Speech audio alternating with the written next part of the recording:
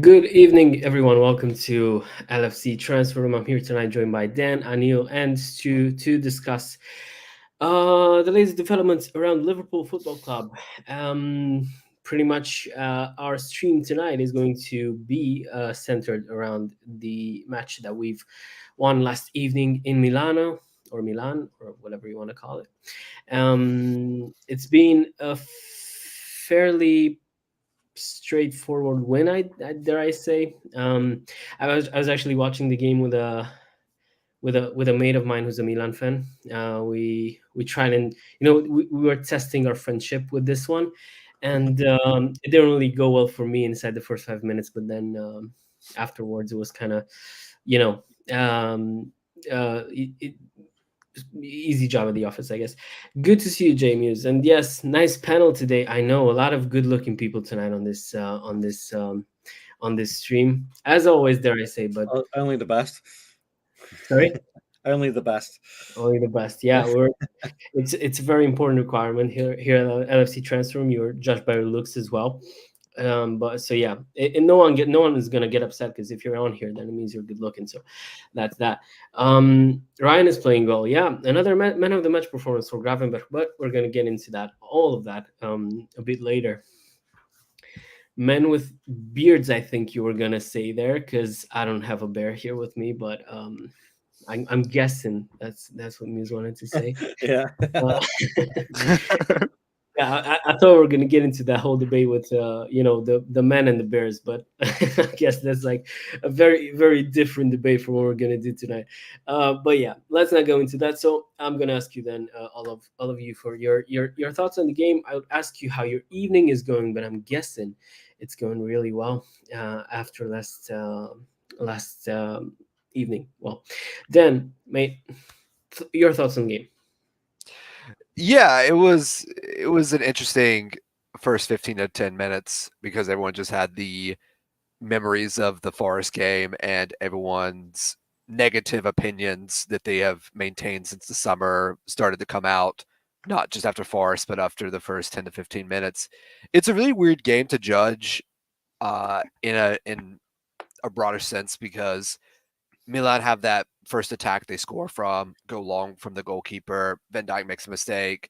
Simicast is on the cover. McAllister is on the cover. Pulisic essentially gets a good shot off. It goes in. But really beyond that, Milan were not that threatening except for maybe the last 10 minutes. And maybe that's something that obviously that Arne Slot's going to be looking at with maintaining that stability of the scoreline. But, from essentially from that first minute, Milan don't have a shot on goal, I believe, until I think the Liao shot at like the 95th, 96th minute, and then there may have been one earlier than that as well. But yeah, it was a really good game.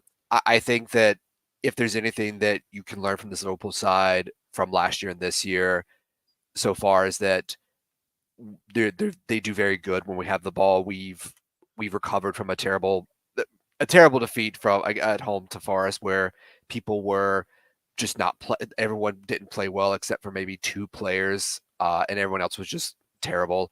But this game, I felt that while we did have a couple of players that weren't playing particularly well, I don't think Costas had the best game, especially after the first 5 minutes, but he does fine. Has the most shots in the whole game, which is funny. Salah, I think, has a good game. Hits the crossbar, would work 2 times, but I don't think he has the best game. Szoboszlai, I think Szoboszlai has turned into the next Jordan Henderson at this club, funnily enough, where people are going to debate his quality to the end of time, which is unfair on Dominic Szoboszlai because he's a very good player. But he gets a goal, again, very inconsistent game. Gakpo, I think, was the standout player everyone said. And then I think Ryan Gravenberch has become quietly the best midfielder in Europe so far because Rodri isn't playing right now. And, Aurelien Tchouameni plays for Real Madrid, but doesn't count because they have Kylian Mbappe. So everyone looks in when you have Kylian Mbappe on your side. But it was a good game. And I think that going to the San Siro is not an easy task. And it's definitely one of our toughest away games. So starting out this new format with a win is always good because we don't know how many points or wins you're going to need to advance. I said probably 5 or 6. I still stand by that. So you're now a fifth of the way there. And if they can get this group in the top half wrapped up as soon as you possibly can, which will probably not happen until the 6th or 7th game, it will do well considering the fact that we are going to be playing again 3 games every 20 days from this international break, but also the international breaks following. So it's just going to be a lot of games. So the more convincing performances we can put in, the better. Yeah, so I do actually agree with you on a lot of points. I'm gonna get into them now. So I was chatting with this mate of mine, and I said, he's a Milan fan, and he said that he's expecting an easy win for Liverpool, but that's kind of what you would say, I'm guessing, before every match like this. I'm thinking, yeah, for me it was kind of the same because I'm thinking no matter the form the Milan are in, you just know that in Europe they're just going to be different, and it's the same with Liverpool. I'm expecting if Liverpool plays in the Champions League, no matter how bad of a season we are having at home at Anfield, we're not gonna be brushed aside by anyone in Europe. Maybe Madrid, the only one that seems to do that every single time we meet them. But outside of them, at least, yeah. In fairness, that game that you're referring to, we could have been 3-0 up in like 10 minutes if it wasn't for just just some terrible mistakes by our team. And Allison made a couple of blinders too. So I get what you mean, though. Yeah, I completely agree. No, but it was funny because even the goals that they've scored, it was like three of them that were just like weird. Like everything just went against us that game. But it seems like Madrid just gets that every time. I don't know if they have this huge quality that can influence luck. That's what it seems at times. But yeah, that's another conversation. So for me, I was going to say I was a bit upset when I saw how we conceded that goal in like the first inside of those 3 minutes because I didn't get why Tsimikas was the guy to go and try and get that header in. He obviously lost it, and then Van Dijk just followed Morata like onto the halfway line, and then Morata with the first time pass, and it's like cut our defense wide open. Because as we've seen throughout the evening, it was this plan of Morata being followed by one of our center backs. It was either Van Dijk or Konate. I was actually seeing Konate at some point. He was pressing at like 30 yards away from Milan's goal at a time, and he was covered basically by Gravenberch or McAllister. That was the theme throughout the evening from what I've seen. It was very risky because when you see it go wrong inside the first 3 minutes, I was actually, quite anxious in seeing how's that going to turn out for the rest of the game. But we seem to have learned from that mistake because we didn't give away too many chances after that. It was a bit, I'm guessing it was a bit odd even for Slot to see that, we had this approach and then we were punished for it inside the first 3 minutes. So, but in the end, it was good to see it all worked out. Though, I'm curious on your opinion on this as well, Anil.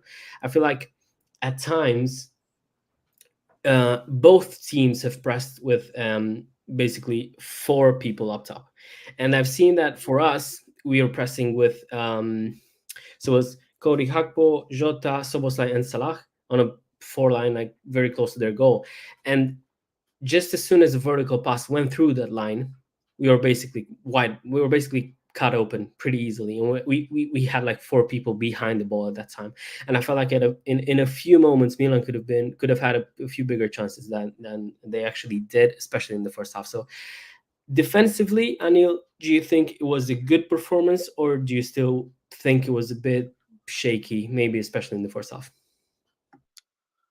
I think defensively we're all right. I think apart from the opening 5-10 minutes when Milan scored, and I'll admit as well that when they scored, I was worried. I was thinking it might not be good. We might not be good in the Europe and the slot, and I was just thinking the worst kind of things, worst kind of thoughts. But I think the way we responded after that, it was really good.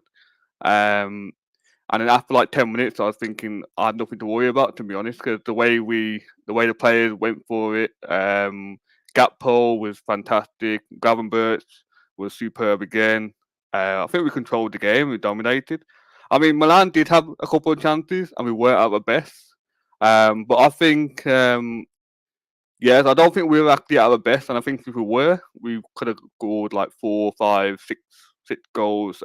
Because even though we played really well, I still think that we wasn't clinical in certain moments, and yeah, it wasn't the best performance, but I can't complain. I mean, we beat Milan at San Siro away in the first game. You know, I'm gonna be happy with that. Yeah, it was definitely a good result. To be honest, I was for some reason I just thought the whole match was a bit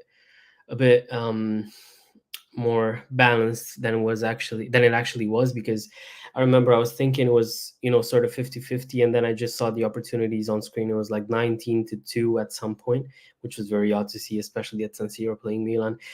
So Stu, your thoughts on the game? I was thinking, especially in like the first 20 minutes, I felt like they were bypassing our like pressing very easily, and they were coming straight at us a few times. I think it could have gotten a bit worse for us if they were a bit more inspired with the final ball. There were moments of the game last night where our passing like sort of around the final third. There's a couple of errors here and there. But I think the game overall last night, I was very happy with the result, obviously, with the win. A little bit disappointed that we conceded so quickly, but I'll put that just down to start the game lack of concentration. I don't think it'll be too much to be worried about. For the first 20 minutes or so, yeah, it was Milan's game, but then as the game went on, it kind of got more and more comfortable for us, where we just sort of took control. And as soon as we got our first goal, we didn't look back from there. Milan's heads just dropped. And this definitely isn't like a Milan side of old. When I was watching the game last night with a friend of mine, I compared it actually. The game last night is like a mirror effect of when we played Milan in the 05 or even the 07 final. The Milan teams then were the favourites. Last night, we were the favourites. It's like the whole club situation's flipped around. And when you look at a midfield that's got no disrespect to him, but Ruben Loftus-Cheek in the central midfield, and they lose their goalkeeper to injury and have to bring on an 18-year-old keeper, it's going to be difficult for Milan to try and get something out of that. So I think we got the result that was deserved. And again, echo the sentiments of the guys about Gakpo, Gravenberch. Both of them absolutely excellent. Gravenberch just keeps on impressing me. I know the guy had talent, but the way he's adapted into this role, he has seriously impressed me. So it's going to be a big season for him. May save us a lot of money. Indeed. And I saw Dan pin this one earlier. That was me, by the way. That was Dan. But I do. Hey, you know what? I do want to take some credit as well, because in the match preview against Ipswich, I said that Gravenberch does have the qualities to be a very good number 6. It was just up to him to kind of work in the system. And well, at the end of the day, I think it all worked out. I was one of the guys that kind of. Well, I'm actually not even gonna take that much credit on this one. I just think that's the usual that should be the norm. Last season, a lot of people were criticizing Gravenberch, thinking that we shouldn't have gotten him. I'm just thinking you cannot, for the life of me, I can't understand how you judge a player in less than a year when he's like still so young and still moving to a new country, a new team and stuff like that. I just don't get people that judge footballers in like less than 12-18 months. I get if you want to make a judgment after that, you kind of have more more on him. You've kind of given the guy a bit of time to actually settle. But yeah, that was kind of thing. So same with Cody Gakpo, by the way. I didn't get people criticizing him last season. Just didn't. But good thing it all worked out. So yeah.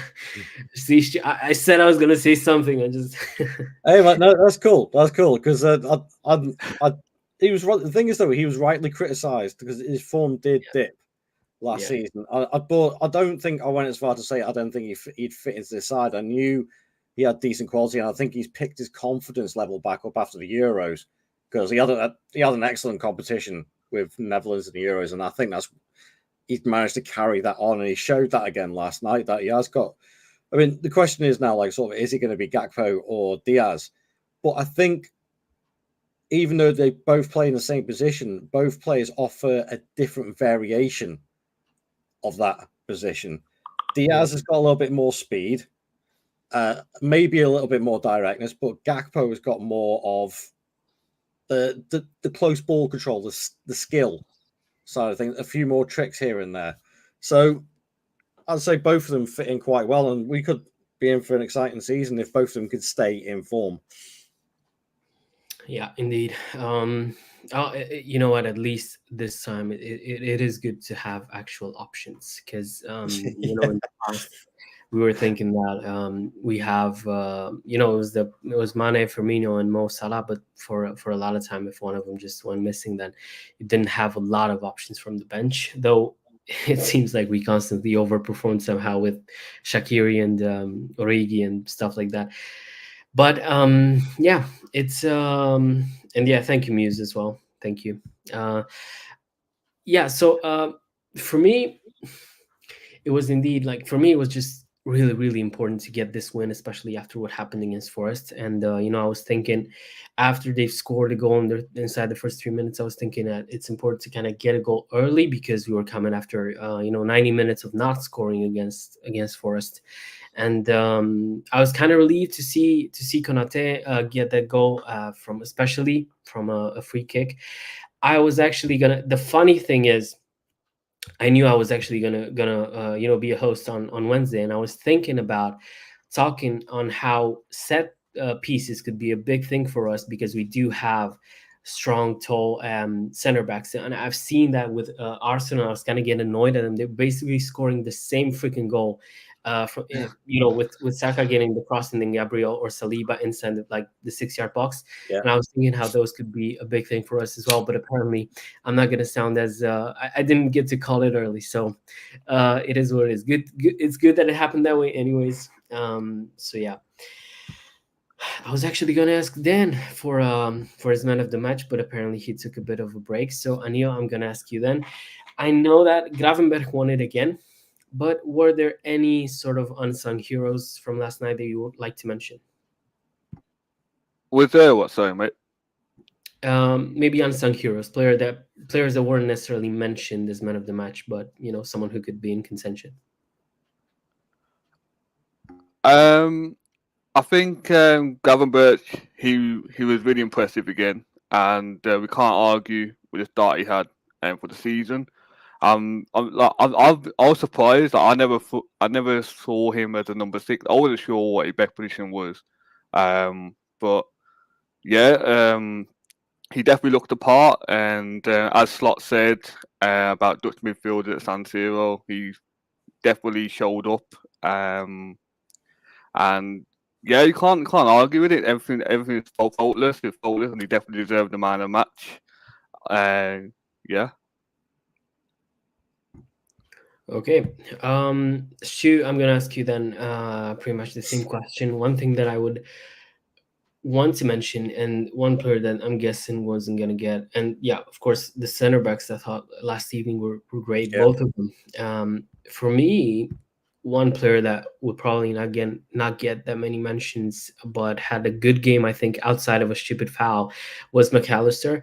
I'm feeling that Gravenberch, you know, rightfully so, gets a lot of praise and you know gets man of the match. But I think McAllister isn't really that far behind this season. So, oh no, definitely not. I agree with you about McAllister. I think for me last night, outside of Gravenberch and Gakpo being pretty close on the man of the match scale, it would probably be either Van Dijk or Konate as my other choice. Maybe alongside Szoboszlai as well. I think he put in an absolute shift yesterday, so I can't really fault that. But if I was at a push, I'd probably go Konate as my secondary man of the match. I think he deserved it. To be fair, he has been immense as well since he came on in the second half at Ipswich and just hasn't looked back. And whatever plan they've got him on in the training ground seems to be working. So more of the same. Indeed. That's a really good question, and that's something that I'm gonna guess. I'm guessing we could tackle in a future stream, because I do have something planned for a while now. I just couldn't get, all the people on. But we're gonna get into a conversation about. I'm guessing. So to answer your question, I'm guessing. I'm guessing we could. Jones play there in preseason a lot, so I'm guessing Jones would be one of the guys. Then Yeah. I know Dan liked to mention Morton. I just wouldn't bring in Talon Morton for a Champions League game against Madrid or Leipzig or anything like that. So I'm not sure it's the time quite yet. Dan, do you want to add anything on this one? Yeah, I think Jones is the one that he's probably looking at as being the second rotational six. The fact he's used him there, I think Jones did a very good job there with the preseason. Obviously, he had the injury; he wasn't really fit for Forest, and he also wasn't really fit for Milan. So they've really been trying to not push players out into the first team just for minutes. They're very Slot and his staff are very trying to be very cautious and deliberate with them. It would be Jones, I think, is the most ideal. It'd probably be like someone like Jones and Indo would probably come in. I would imagine his first ones as well. Morton, I think Tyler Morton would do perfectly fine there. I mean, yeah, you could say you don't want him there against Madrid, but I think if you put Tyler Morton in that team against Madrid with everyone else playing on their game, I think we would be perfectly fine there.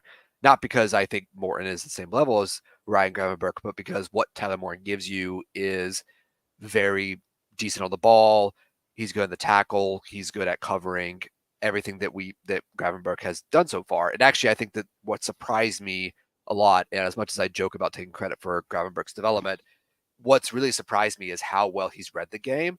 So I never questioned Gravenberch's like on the ball technical ability. I always thought he'd be better coming from deep, not as a 10, though some people have disagreed with me. And I think Klopp even wanted to use him as an 8 or a 10. He has all those qualities, but what's really surprised me is his pace, his athleticism, and his reading. His reading is fantastic.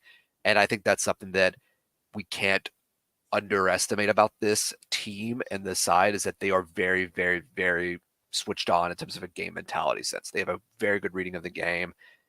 Yes, Forest is not the best example to look at where they read everything wrong, but for the most part, they're all very tactically switched on players. So for me, it would go, your first one up would be Jones. Then after Jones, it would be Indo, then Morton, then Trey Neone.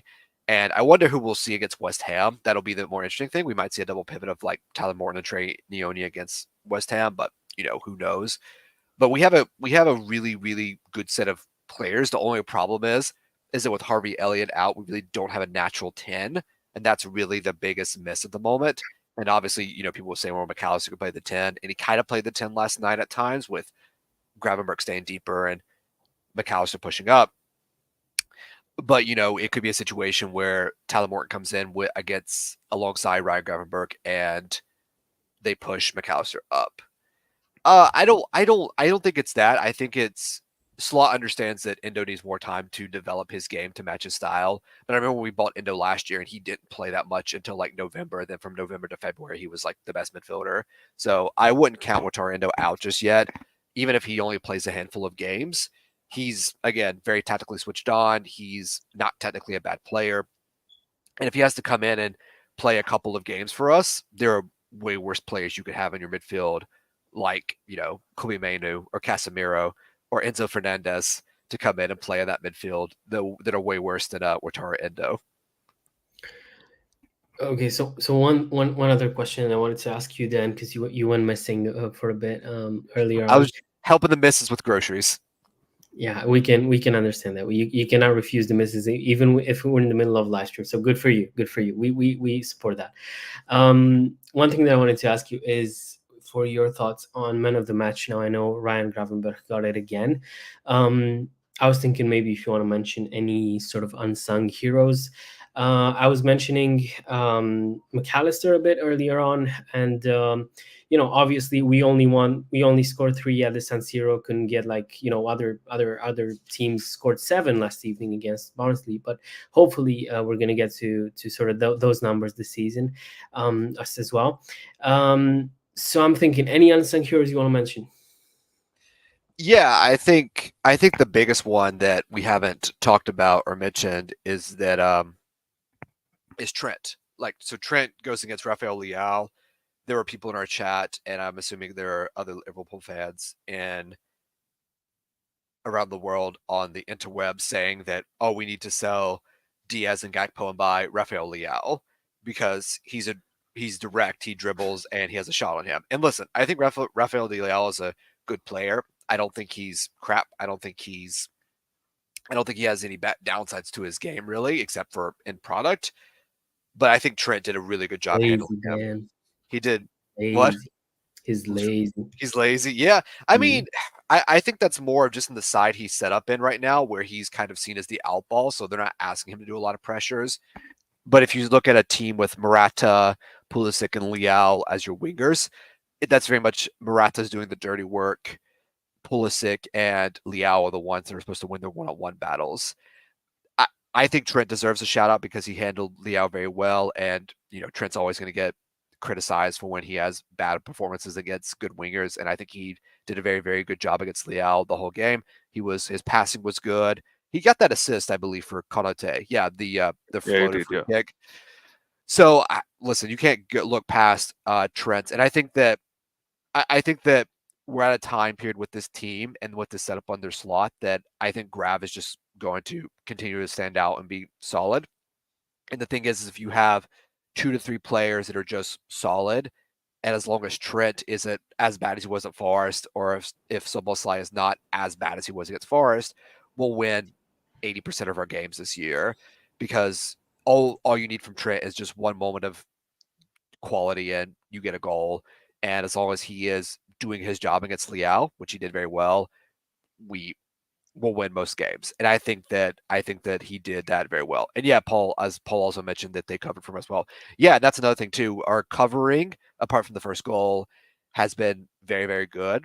I mean, I would even argue in Forest, the problem wasn't for that goal against Hudson-Odoi. It wasn't the fact that we didn't cover up very well. It's that we got covered and we got set in position, but then no one stops the run, no one blocks the shot. And again, it's a good goal by Hudson-Odoi, and I don't think we should put that out of our minds, that it's essentially bent all the way around the goal, hits the post and goes in. So I think that all in all, Trent did very, very good when he was called upon, and then when he had to do other things, he was also that as well. And I think that we should not forget that about Trent Alexander-Arnold. I was actually watching the game last night, and I was thinking, I don't know if I'm starting to get biased or anything like that, or if I think like I criticized them once or twice, and I kind of watch everything through those lens. So I'd welcome any sort of views on this. But for me, Trent at times looks like he's not really fussed about what's going on.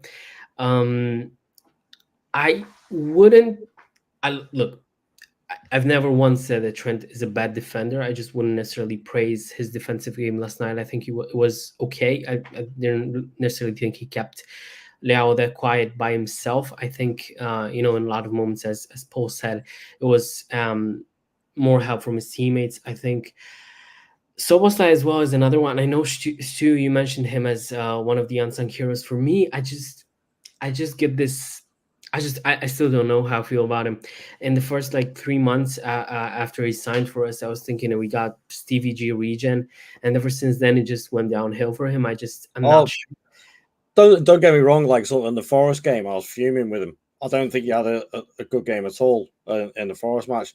But I think last night we saw a bit more, not so much the creative side, but more of the industry side of things. So more just the tenacity and closing down, the work rate and the teamwork overall, instead of sort of trying to look for that 30-yard shot or the cute little pass here and there. It was just more of the simple stuff. And I don't mind that, especially when you're away at a tough ground like the San Siro. You need players like that, and he did that job perfectly last night. But yeah, he's not had the best start to the season either. I'm hoping that last night's performance will kick him on a little bit.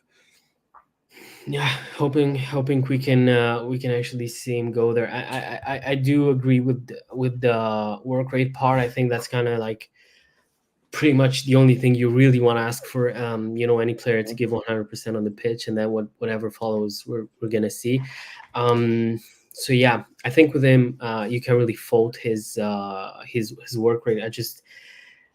I'm not sure about that final pass. I was expecting a bit more from him in that department, to be honest. And it feels like a lot of the moments he just can't find the right pass. Now I don't know if it's a thing that it's necessarily on him, on whatever else. I don't know. For me, jury's still out on this one. I want to push back against that, because that third goal is started because, well, they win the ball, Szoboszlai gets it, immediately plays around the corner to Gakpo, and even the goal when their keeper gets hurt and Jota should score, like Szoboszlai is a part of that as well. I get what you mean, that we think like Szoboszlai's final ball should be more consistent, but I think that I feel like our biases are still a bit covered, one by Forest and two by last year, where he wasn't good for the last 3 months. His final balls are usually pretty good on point. Not all the time, of course, but I feel like he's more good than bad. So I do want to push you back on that, Mihai. I'm not trying to. I am sticking it out for my handsome Hungarian, my magnificent Magyar, Dominic Szoboszlai, or as you would say in Hungarian, Szoboszlai Dominik. Magyarság, indeed. So yeah. I don't get me wrong. I'm not saying that I'm necessarily. I'm just like, I've had enough of him or anything like that. I still say I'm kind of just saying that I still keep a bit of a balanced point of view on him. I'm still expecting more from him, and I still think that we should definitely back him. It's just that I'm not sure he's gonna reach what he offered us inside of those first 3 months. So I'm not really sure what's. But then again, that was under Klopp. He's now learning to play in a new system, in a new role. So, we're going to have to see how he settles in that one as well. Regarding this question, I'd be shocked if he doesn't, if he won't stay. I mean, I'm just thinking that, with the way he's conducting himself in interviews and the things that he's saying, he seems to have a really long-term future in mind with the club, and that's kind of something that you would expect at some point to see Trent the captain for the club, maybe in like the next 3, 4, 5 years somewhere.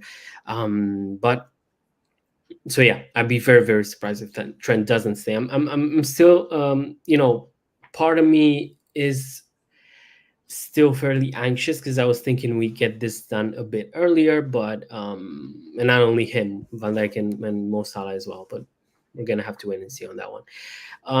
A question that I've saved from earlier on from J Muse last evening as well. Diogo Jota was not really himself. I think he had like a really good chance inside of the first half, and I remember I was watching that live. I saw that went by, and I was thinking, like, you usually score those, and it was like a pretty poor finish from Jota, and obviously you get some leniency when you score as much as he does. I'm just thinking that in the last few matches he seemed a bit. He was, coming off a bit early as well, and that's maybe a sign that he needs some time on the bench. And I would like to ask the panel as well, Anil, your thoughts on Diogo Jota, on his play time. Do you think it should be time for Nunez to come in? I think at the start of the season, I think we were all happy that Jota was starting. He looked really good in pre-season, scored that wonder goal against was it Sevilla? Yeah, so he started the season really well, and the one thing about Jota is he is quite invisible in the game, but if he's scoring and contributing to the attack, we don't mind it. But the problem is when he's not contributing and he's missing chances, kind of makes Jota's value in the team a bit less. But But the only problem I have is if we take Jota out of the team, it's probably Nunez that comes in. And I don't think Nunez has actually been, he's confident himself coming off the bench. He hasn't been that chaotic energy. So what I would like to see is Diaz and Gakpo and Salah all in the same front three, and maybe have like Diaz in the striker position and Gakpo left wing, and then both interchange during the game. But I can't see Slot doing that. I think Slot has these certain for each position. Like left wing would be Diaz and Gakpo, striker would be Nunez, Jota, and right wing Chiesa, Salah. But I just think that we want our best players on the pitch, and I think the way Gakpo performed against Milan, he looked so good. He looked really good, and continuing that form that we saw toward the end of last season, and the way he was in the Euros. So I really like the look of Gakpo, and he's a little bit unlucky because I think a lot of us thought he'd be starting the season left wing, but Diaz had a really good pre-season, and he started the season brilliantly. So I want to see Slot put all three of them in the lineup and just see how it works. I think for me, whenever I'm thinking about our front three, it's kind of hard to see, especially after last evening and especially after the Euros, where I've kind of, had to suffer through a Cody Gakpo performance firsthand. I just think you wouldn't really take him off the left, and same with Diaz last season. I think a few times, especially in the FA Cup game against Arsenal, he did play on the right and he did it well. I'm just thinking that for me, if Jota doesn't play, then it's definitely Nunez. As in the sort of a 9 position. I just can't see Gakpo being played there. I just can't see anyone else being played there, to be honest. So I'm thinking that for me, it's Jota or Nunez. And to kind of give my 2 cents on the question, James, I don't know. For me, from the beginning of the season, I've said it on stream a few times. I think it's make or break for Nunez, and he doesn't really seem like himself either in his last few matches. I'm not sure. I'm thinking if Nunez can start scoring consistently this season, either I think at the end of the season we're going to have to start considering maybe actually selling, because I'm not sure he's going to have a future with us if he cannot start a consistent scoring streak this time. Because at the end of the day, we're going to have him for like 3 seasons. So I don't know. Dan, I'm going to ask your thoughts on this one, on Jota versus Nunez. I've defended Nunez a lot on these streams, and I'm thinking that we're now inside his 3rd season with us. It is a new manager indeed, but he's had some time to settle now. I feel like I don't know, if he doesn't start scoring consistently, as I said, soon, I'm thinking maybe we need to consider our options. Yeah, I mean, it's really going to depend on how the season shakes up with Arne Slot coming in and giving him some time. I do think there's an argument that Doran probably should start some of these games ahead of Diogo Jota. Whether or not Arne Slot chooses to do that is a whole other matter. I think he probably will, just to get him rhythm and also to save Jota's legs. I do think it's interesting that for the first 4 games of the season in the league, it was very much paired subs, Gakpo Nunez with Diaz Jota. Now with Federico Chiesa in, we might see a situation where Salah gets subbed now at 60 or 70 every now and then, or he doesn't start a game and Chiesa starts a game, which will be nice to have off the bench. I think with the Nunez situation, I think we're always creating new goalposts for him to hit. I think Doran it was the same argument we had last year. So Gakpo starts a lot of the games. Nunez obviously has that moment at Newcastle. He gets 2 goals. And he doesn't really start regularly until, I want to say, maybe November at home. I think we start him against Forest at home where he hits a goal. And then Doran's very hit and miss, but then he hits a really hot streak in December, January, February, really up until he gets injured at Brentford. That Brentford game was really just the shot in the leg for that season for us, because we had 4 players get injured in one game. We beat Brentford away. And I think Nunez, up to that point, he was firing. Him and Jota had a great chemistry. He has that audacious chip from the Brentford keeper. And then after that, I just don't think he ever regains his confidence or regains his form. But I also think that a lot of people in the squad don't as well. I find this interesting because a lot of the arguments that we've seen or had is just slot rate Nunez. I think there's nothing that shows that he doesn't. I've not seen any convincing evidence that Arne Slot doesn't rate Nunez. I think he does rate him. I think what Slot's trying to do is protect him and kind of ease him into the system. And I don't think Darwin's ever done anything to show that he can't play in this system. I mean, obviously the Forest game, he had a terrible game, again, along with some other players, and I don't really blame him or Gakpo for that, even though they don't have good games. And obviously Nunez loses the ball at the edge of the box that they counter on and score from. But again, in that situation, you shouldn't be in a situation where if you're a striker lose the ball, they counter and score. Something went wrong along the lines other than Darwin lose the ball. I do think he fits their system. My only question is, by making Darwin Nunez fit the system, do you take away the attributes that make Darwin Nunez? Everyone's speaking about chaos ball. I think it's very interesting that Darwin has become less and less chaotic as the seasons progressed under Klopp and now under Arne Slot.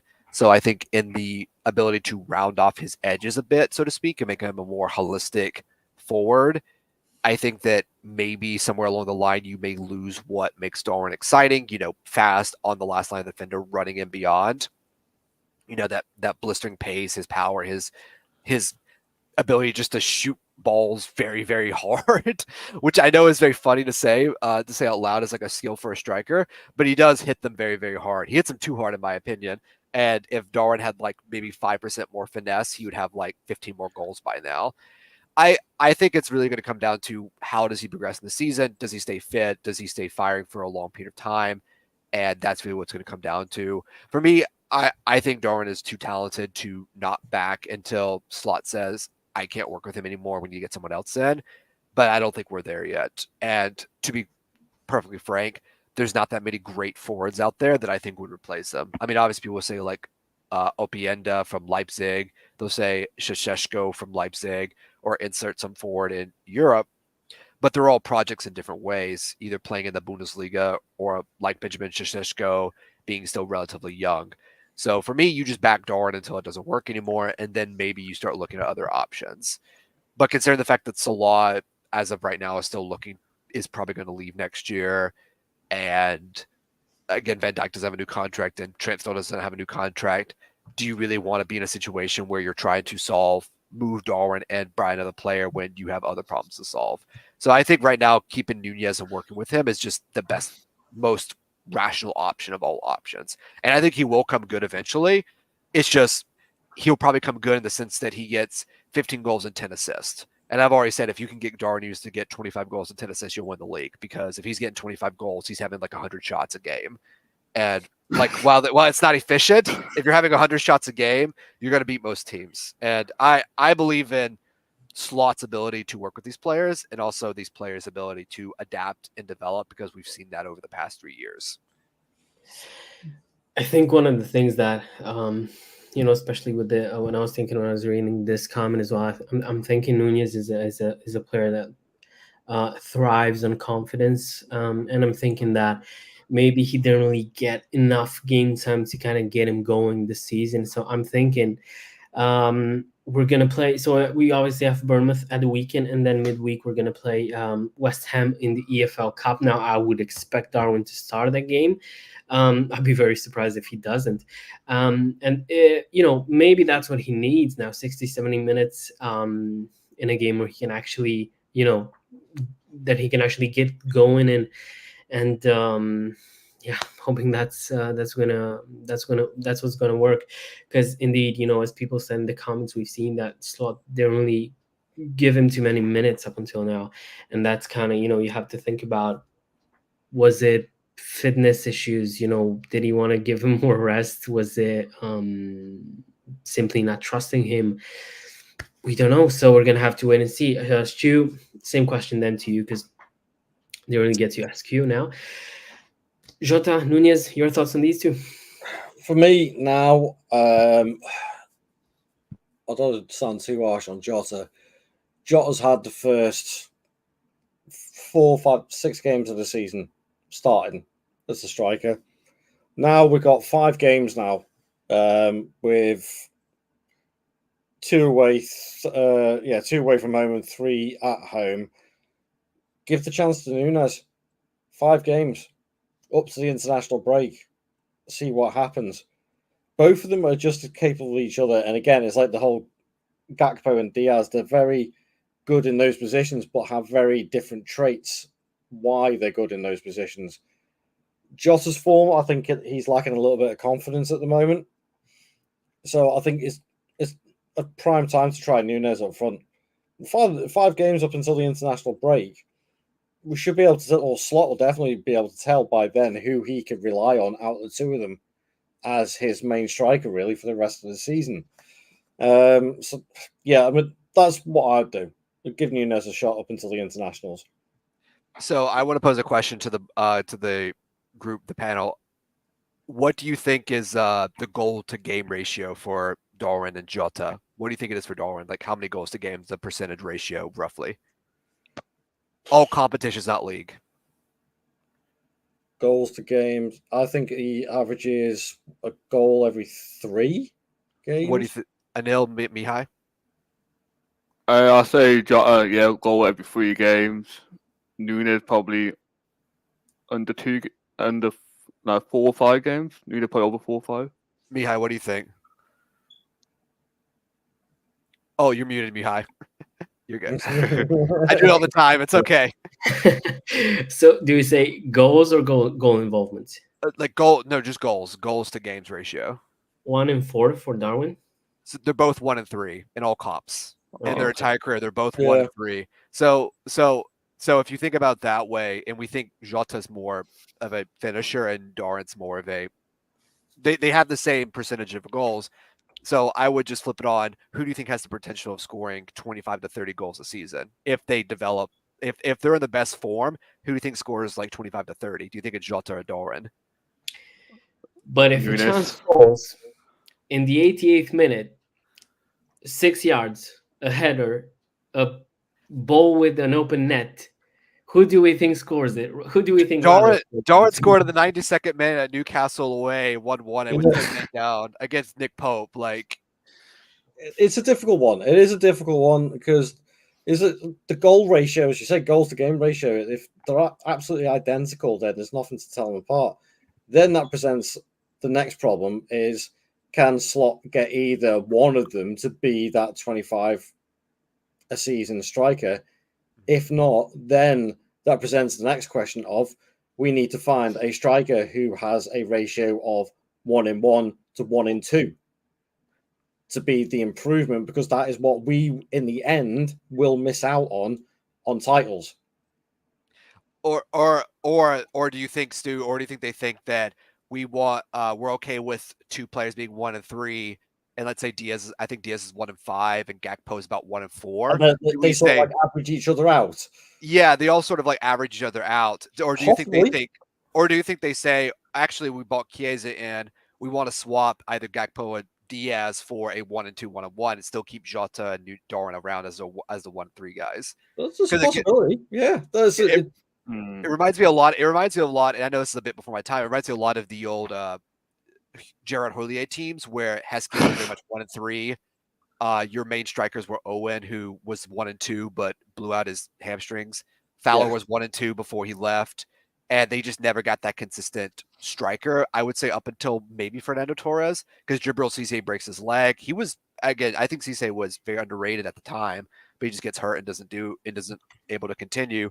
So, I mean, I'm just saying that I think right now we have very much a very Houllier team in the early 2000s, where more quality, of course, but I think that we have a team with a lot of 1 and 3s, 1 and 4. Yeah. I think Salah's the 1 and 2. That he's the one who's a 1 and 2. Again, just goals, not even goal involvements. We're not doing that woke goal involvements thing. We're talking strict goals here. Alan Shearer, give me a goal. I think we have a very solid group of people that give very consistent goals, but there's no Holland. There's no 1 and 1, 1 and 2, I kind of think that's what I miss a little bit about like modern day football. There isn't many strikers left.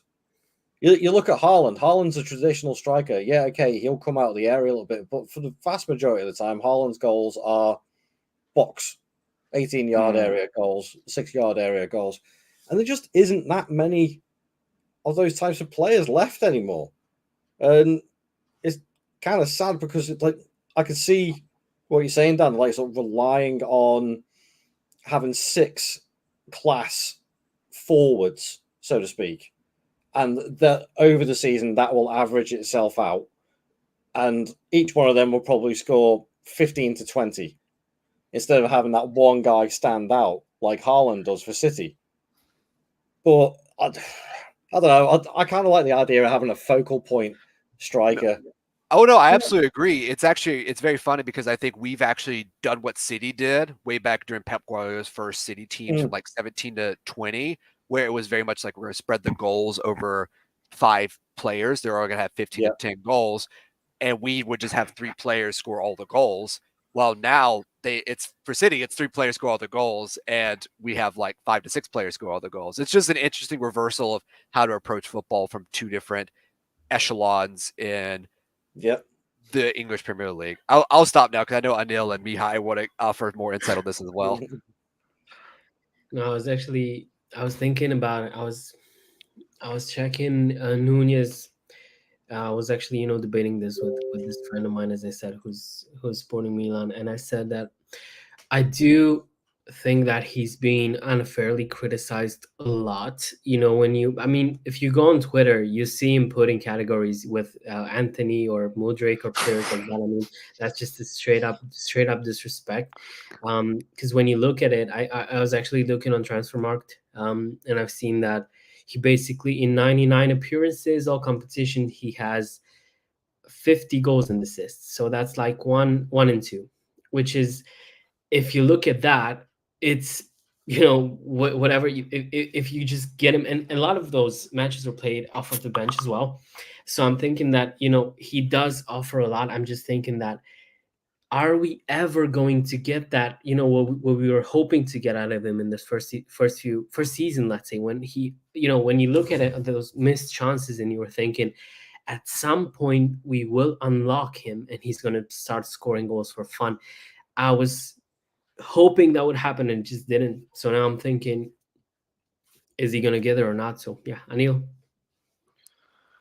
I think with Nunez is even though he, as you said, Dan, he's 1 in 3, he misses so many chances. So I think we need to. The only problem with Nunez is is he going to improve? At the moment, it's not looking like it. So I think if it carries on how it is, it's probably looking like he's going to get sold in the summer. I think what we need is we need two attackers.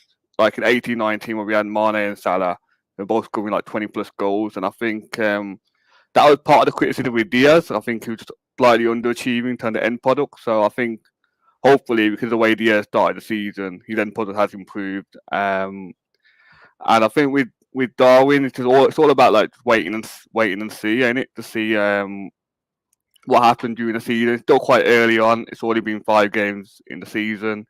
But Nunez needs to take his chances, needs to show that he is improving. And hopefully Darwin can realise potential here, because I think like it's just frustrating as a fan to watch as well when you see Darwin, like he's always doing something in the game, like more like last season. We're doing something in the games and getting involved, but then just missing some very simple chances. But then you see him do things like scoring a chip against Bournemouth. So Darwin is just a frustrating subject. I really do hope he can achieve here.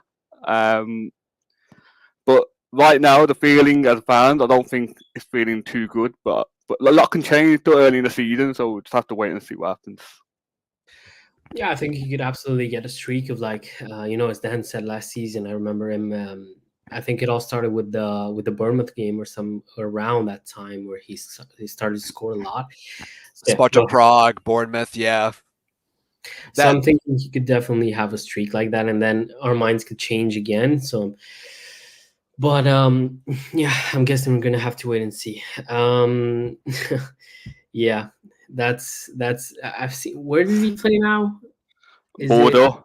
Yeah, he went to Bordeaux. He canceled his contract. Now he's playing for Bordeaux, who I think now is officially in the 4th division of French football. Still, that's still so sad. Like we could talk all day about the collapse of football and all the things about it. I know Stu mentioned the old number 9s. We have historic clubs that are going into financial ruin, and it's all thanks to UEFA and the capitalism. So we could always do a stream about that. And on that note, we're gonna end the stream this evening. Thanks to everyone who's tuned in. Thanks for everyone who left a comment, who liked, subscribed to the channel. We'd love to have you here with us, and we obviously love to hear your thoughts in the comments as well. Thanks to Dan, to Anil, to Stu for being here tonight, and to all you in the chat. Remember to tune in on pretty much every evening, 7:30 p.m. UK time, and after matches as well. We're going to have those post-match streams this season as well. So up until then, see you tomorrow. Up the Reds.